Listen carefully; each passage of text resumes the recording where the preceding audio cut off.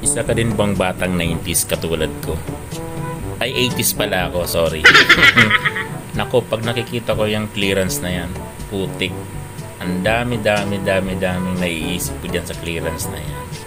Kung dati, hindi ka gumagawa ng mga susulat, mga homework, o ng mga project, putya, dyan sa clearance na yan, dyan kasi singilin dyan. Walang matigas-tigas dyan. Kapag dating na nung katapusan ng school, ayun, saka na ang teacher makakabawi sa mga matitigas ang ulo, sa mga hindi sumusunod, sa mga ayaw magpasa ng project. Ako, yan ang sinasamba namin nung mga araw, clearance. Kumbaga, hindi mo makukuha yung marka mo, yung grade mo kapag hindi mo na tapos papirmahan ng mga clearance na yan. Lahat yan ng teacher na yan, kung ilang teacher yan, papapirmahan mo yan. Talagang dadaan ka sa butas ng sinulid.